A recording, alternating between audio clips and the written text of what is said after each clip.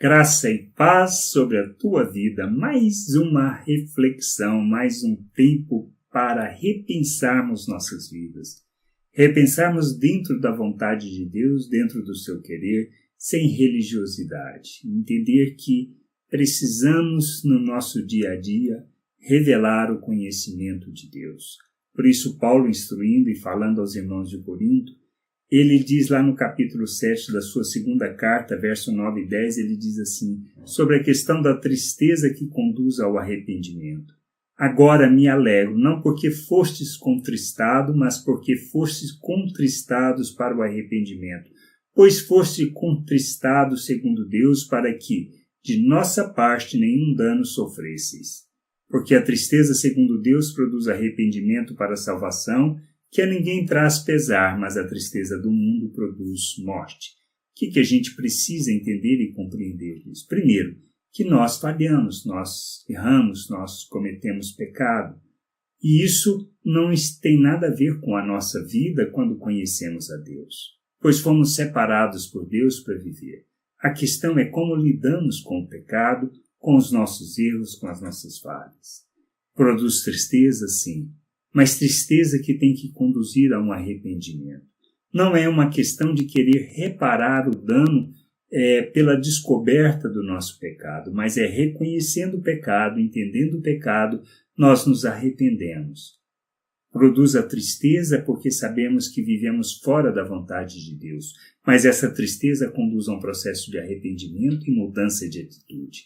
Diferente da tristeza que vem do mundo, aonde ao sermos descobertos em nosso pecado, ao invés de nos conduzir ao arrependimento, na realidade nos conduz a querer reparar o dano. E isso não conduz à vida, mas conduz à morte.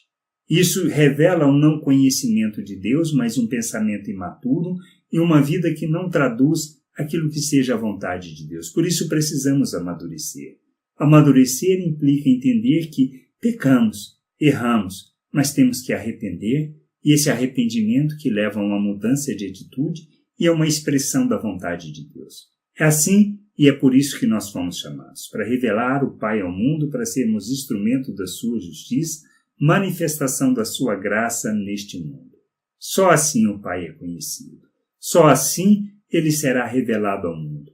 E a questão não é o nosso pecado em si, mas as atitudes que tomamos após o nosso pecado. De arrependimento e mudança de atitude, ou de querer simplesmente reparar o dano. Quando nós partimos para querer reparar o dano, simplesmente revelamos que estamos pensando como uma pessoa natural que ainda não conhece a Deus. E nós não podemos viver dessa maneira. O nosso arrependimento tem que nos conduzir à expressão da misericórdia e da graça de Deus em nossas vidas e que nos leva a uma mudança de atitude, não porque queremos alcançar algo de Deus, mas por termos sido alcançados por Deus, por desfrutarmos da vida de Deus, a gente pode mudar para revelar o Pai ao mundo, manifestar sua graça, seu amor diante de todas as pessoas. Que a gente possa crescer, amadurecer e fazer das nossas vidas instrumento para a glória de Deus, mesmo quando pecamos. Pois dizer que não pecamos, na realidade, nós nos chamamos de mentirosos. E a gente precisa crescer, amadurecer para revelar o Pai. E mesmo diante do pecado, nós precisamos revelar Deus no arrependimento que nós manifestamos. Que a gente possa entender isso, compreender que essa é a vontade de Deus para as nossas vidas e sermos o instrumento da sua justiça. Graça e paz sobre a tua vida. Amém.